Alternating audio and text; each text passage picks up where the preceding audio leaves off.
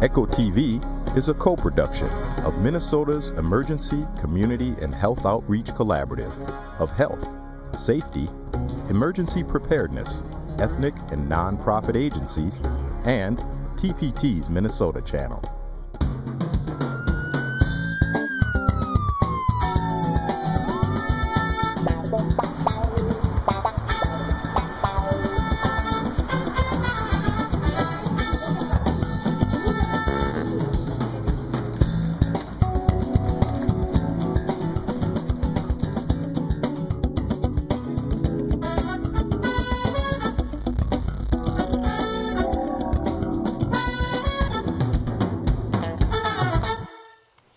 Hello, and welcome to ECHO, which means Emergency, Community, Health, and Outreach. This program provides information about health, safety, emergency, and civic topics for audiences who have a limited knowledge of English. In an emergency, this TV station will provide information about the community to keep you safe and healthy. I'm your host, Calvin Worthen. Our topic on ECHO TV is about active living and healthy eating on a budget. In a few moments, we will talk with experts on this important subject. But first, ECHO would like you to watch this message about our topic. We'd all like to be as healthy as possible, but it's not always easy. For most of us, being healthy is something we have to work towards. That means regular exercise and being active as much as possible. Taking the stairs instead of the elevator. Riding a bike or walking instead of driving a car. Not smoking, and limiting how much alcohol we drink for a healthier life. And eating healthy foods. Eating healthy meals takes time and planning. Some people worry that it might cost too much. Yet, isn't our health worth much more? Sometimes more affordable foods are high in fat, sodium, and sugar. Advertising may make those foods look good, but they can make you gain weight because so many of them have lots of calories and are high in fat. To eat healthy, we need to start buying healthy food and preparing healthy meals. Even if we don't have a lot of money to spend on food, there are ways to make the most of what we can spend. And there are programs to help us learn how to buy healthy food and how to prepare healthy meals that don't cost very much. The Simply Good Eating program teaches individuals and families what they need to know to maintain healthy diets and keep active. Simply Good Eating, and other programs like it, offer classes where individuals and families who qualify can learn things like how to make healthy meals that don't cost a lot and how to stay physically active. The classes are held at convenient places like community centers or food shelves. These classes can show us healthy ways to make our traditional favorites. It's so important for everyone to make healthy food choices. People who eat well do better at work, school, or play. Older people who eat well stay in their homes longer and have lower medical bills. The better we eat, the better we feel, and we enjoy life even more. If we don't eat a healthy diet, there's a greater chance we can get certain diseases. By establishing healthy eating habits, we make it less likely that we'll get those diseases. So make the effort to eat better, exercise more, and make the best of what we can spend on food. It will help. You're watching ECHO, a program designed to provide information about health, safety, emergency, and civic topics for audiences who have limited knowledge of English. We are talking about active living and healthy eating on a budget. To help us learn more, I would like to introduce our guest.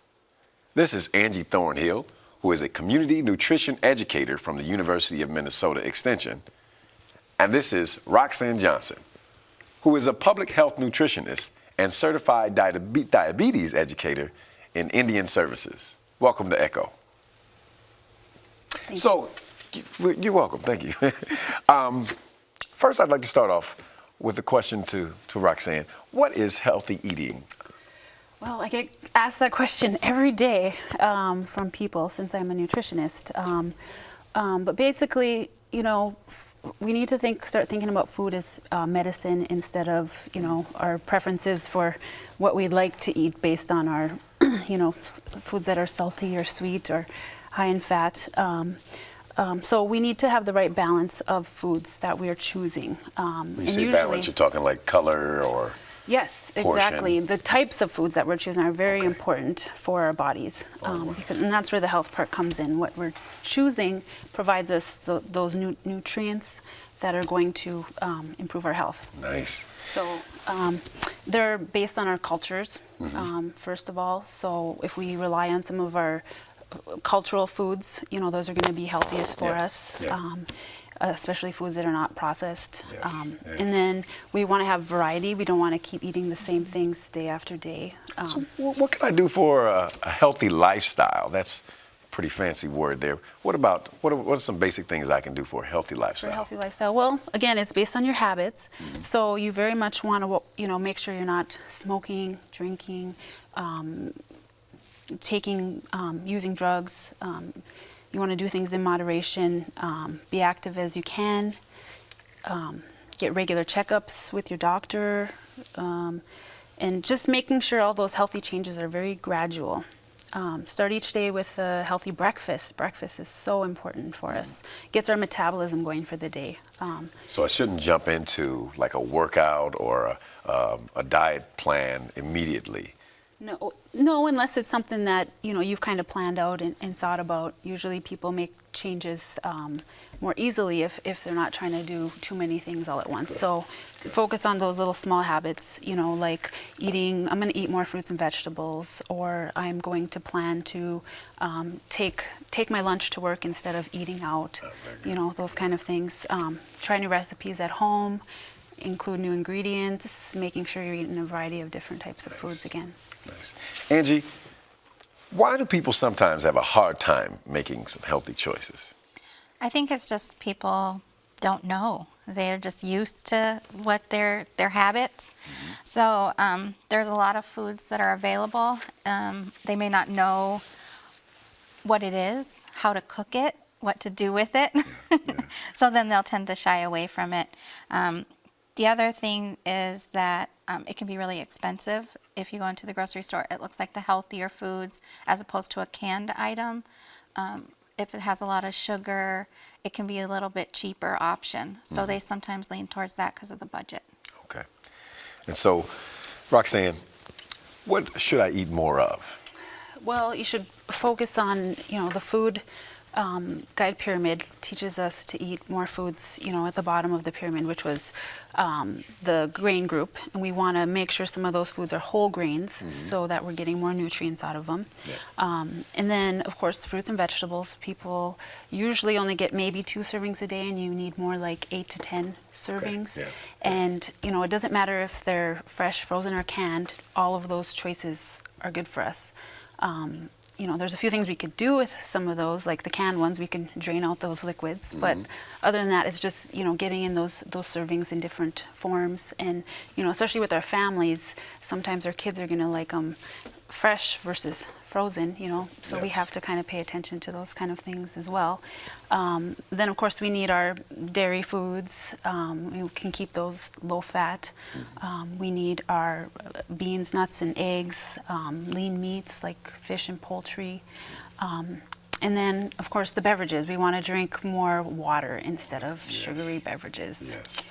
And considering that, all those great things you just mentioned, the grains, the greens, the water, the nuts. What are some foods that we should limit? Well, of course, we want to watch out for those sugary beverages because they're empty calories. We're just they don't fill us up, so we really want to take those out of our diet as much as possible. We also want to watch those foods that are high in fats, sugars, and salt, because those can cause disease if we eat those in excess. So those would include, of course, packaged type foods, fast food, chips, desserts, those kind of things. So. Nice. Angie, where can we find some help with making healthy eating choices? Well, the University of Minnesota and the Minnesota Chippewa Tribes has the Simply Good Eating program, as it's known here, and the Minnesota Chippewa Tribes has the Let's Eat the Right Foods, where we sit down and we teach basic nutrition and healthy choices. And as we were saying, with the foods that you don't know how to cook, we can do recipes to show you how to cook them. You can taste them right there because it's interactive. So the class was going on. People are learning to cook foods, and eating and tasting. Is it culturally based as well, or can it be modified for that? It absolutely can, and that's what we like to do. And I'm the Native American, so a lot of my curriculum is based around our traditional foods. Okay. So that sounds good. That sounds really good. Yeah. So where can I find a Simply Good Eating or Let's Eat Right food class? we are absolutely everywhere. So if you go to any community organizations, we're also social service agencies. We partner with the county's schools. We offer, you can see if you're talking to your kids about what they did, they'll probably mention that they had a lesson. Okay. And we're there, so you can reach out to the child's teacher and get that information. And if you're at the Boyce Fort, Fond du Lac, Grand Portage, Leech Lake, Mille Lacs, and White Earth reservations, you can call the Minnesota Chippewa Tribe at 1-888-903-8543. And then if you're just in the community, you can simply just ask for the Simply Good Eating program, and they'll direct you to us. Okay. Roxanne, how do we create a budget for food? Well, first of all, when we're talking about budgeting, planning is very key because we have to know what kind of foods we're going to prepare so that we can eat a little healthier. So that way we'll be able to use coupons. We'll know what recipes we can use. We can use some of the Simply Good Eating recipes. Nice. We can create shopping lists ahead of time so we don't have to go to the grocery store as much. That kind of saves us on gas and things like that. And then, you know, trying to buy things that are more local or in season are very important. So shopping at the farmer's market and, you know, looking to see what is in the grocery stores that is, you know, from that season. It's going to save you some money there. And then maybe even growing your own food, you know, having a garden or investing in a community garden and kind of sharing some of those duties with other people. Wow, it sounds very interesting. Angie, how can I get help buying meals? Well, there's a couple different programs. There's the Food Stamp Supplemental Nutrition Assistance Program, which is simply for everybody else called SNAP. Okay. And what that is, it's just food stamps, and it's just the fancy name for it. Yeah. And the money goes on the EBT card, so that way you can go grocery shopping. Food shelves, you can go to your local food shelf, and they will, their choices are very nutrition. Okay. And there's free and reduced school lunches. The WIC program, the Women, Infants, and Children Nutrition Program. You can also call the Minnesota Food Helpline to see if you're eligible to apply, and that number is 888-711-1151. Angie, what about accountability? Is there any way, can somebody come to the store with me and with my SNAPS card, I'm in the store. Is there any way I can get some help and some direction in choosing the right foods and products that I should consume? Absolutely. One of the courses that we offer in the Simply Good Eating program is we'll actually go to the grocery store with you.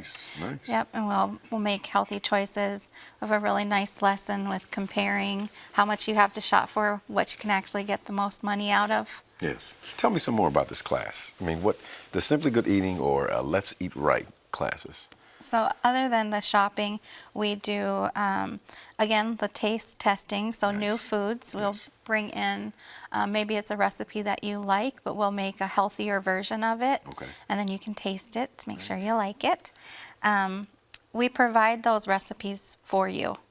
We also, just one of the things we like to do is demonstrate healthier traditional meals. So that way you can cook what you like in a healthier way.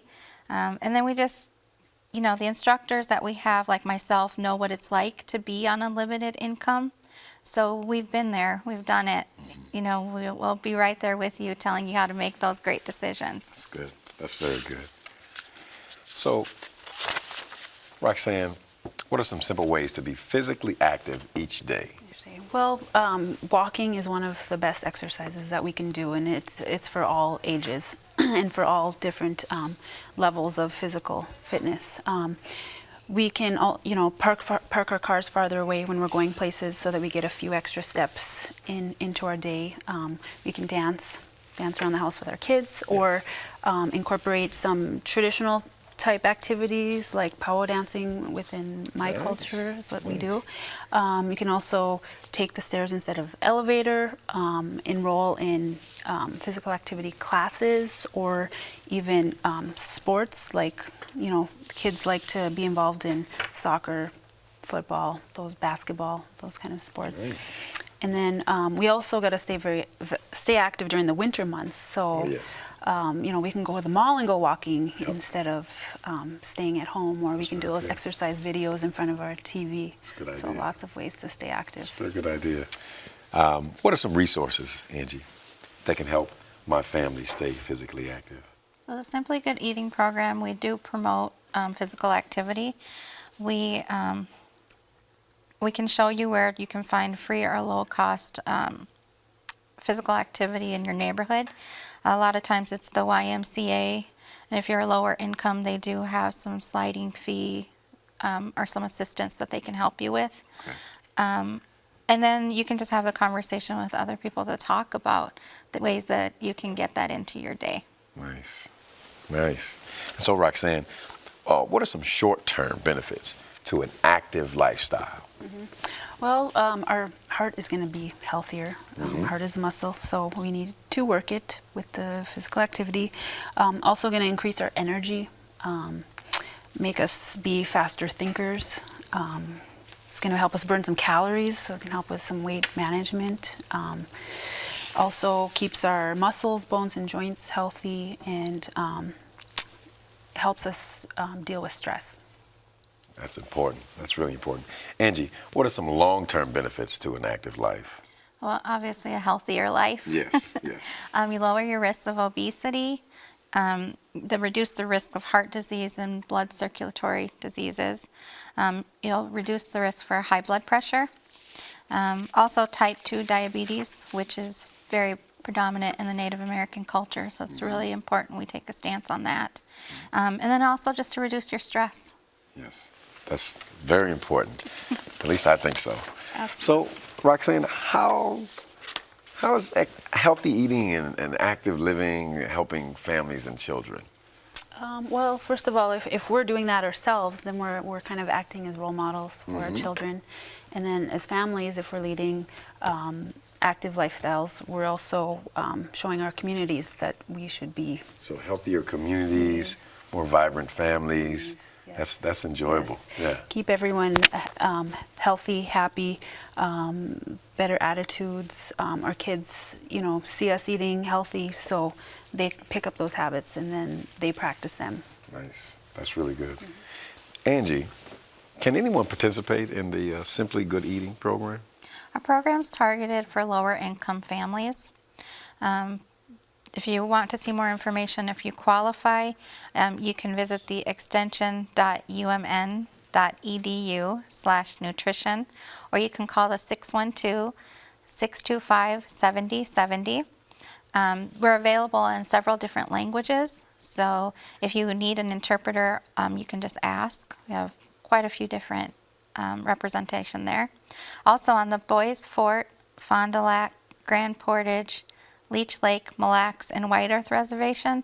If you're in those nations, you can call the Minnesota Chippewa tribe at 888-903-8543. That's very important information to stay culturally aware and to not so much take on the processed diet and food. How much of a struggle is this in the Native American community? And I know in the African American community, this is something that we struggle with because of the lack of variety of foods and places to buy healthy foods in certain neighborhoods. Does that happen as well in the Native American community? Absolutely. Your choices are different if you actually live on the reservation as opposed to in the city. Wow. In the urban areas, we have a lot more choices. There's a lot more resources available to us. Most of the time on the reservation, there is only one store, and the healthier choices do tend to be the higher priced items. Okay. So again, that's where the planning comes into play. It's not impossible. You just have to be mindful. Yes. And then we need to also consider trying to remember to pass on those traditional meals. Absolutely. So that the diet for the particular group is something that sustains us. I know for many ethnic groups in America, it is easy for us to try to adapt to a burger and fry situation, and not to knock a burger and fry, but I believe that most cultures here thrive on lots of vegetables and certain types of meat, like bisons and boar, and not just chicken and burger. And so how important is this to try to reiterate to the young people the message of the cultural significance of eating? Well, I think our Native families struggle with the change in diet. You know, some of those foods, those traditional foods, are not so readily available. You know, a lot of them, people only eat them during holidays. Otherwise, they're really struggling to, you know, get them back into their day-to-day food choices. And then you have to, you know, try to pass those down to your children, which comes in, you know, the cooking skills are important in trying to teach kids while they're young how to cook. Nice. It's important. Well, that's really important. I believe that the eating is what builds families, and building families is what builds nations. So I think it's important for us to try to remember this this idea that we can circle around this food. And I'm not really sure if there are culturally significant food items that like come with stories and things like that. But I know in the African American community, through Kwanzaa, we would celebrate through particular food items and introduce the food item to our young African Americans as that. Does that happen as well? Is there something that's significant that can pull the youth into eating through a traditional message? Well, there's two different things. We do have a story, the three sisters. Mm-hmm. It's the bean, the corn, and the squash. Nice. And the way that those plants work together, it's a story on cooperation and the three sisters they wanted to be by themselves, and then they just decided that they'd grow better and they actually flourish. I don't know if you know much about gardens, but those three plants together are unstoppable. Wow. And that's something that we teach to our kids, and it's a vegetable. Yeah. We have T-shirts, and it's just a very important thing. And the other thing with our youth that I found really connects with them is when we talk about the historical trauma and what's happened to our people mm-hmm. with the boarding schools and how our culture was trying to be wiped out. Yes. So when we go back to how our traditional foods were before that period, and really making a stance to say, you know, you had tried to assimilate us, but we're not going to, and this is how we used to live. Kids tend to want to be proud of who they are mm-hmm. and want to understand a little bit more about their history so we can connect it with food that way. I like that, revolutionary eating. Absolutely. You know, trying to take a turn to understand the past and still strengthen yourself through very good nutrition and a great story, which is, you know, it gets that emotional, you know, composite in there. That's very important to have that connection in your culture and your food. And I understand from the African American community that we have many of story and traditional, and the same with dealing with the struggle of the country and how culture was wiped away, food is wiped away, language is wiped away, and it's really powerful and significant that programs like this exist, that you could still kind of shake the ashes and bring this thing back up. And I think it's wonderful. Simply Good Eating, Extension, University of Minnesota Nutrition. For more information, you can call 612-625-7070. Let's eat the right foods at 1-800-903-8543. And here are some of our key messages that we want to make sure you leave with, as ECHO wants to give you the good information about eating healthy and being active is important for everyone. That's our first message. Secondly, you can make healthy food choices even on a limited budget. And third, there are resources to help you buy and prepare healthy foods. I would like to thank our guest for joining us on ECHO. Thank you, Angie Thornhill from the University of Minnesota Extension and Roxanne Johnson from the Indian Health Service. We hope you enjoyed our show. If you would like to see this information again or learn about other healthy, safe, emergency, or civic topics, visit our website at echominnesota.org. Remember, ECHO provides information about health and safety to residents of Minnesota who do not know English well. Our program airs monthly on this station, and we hope that you stay tuned to ECHO for more information. Thank you for joining us.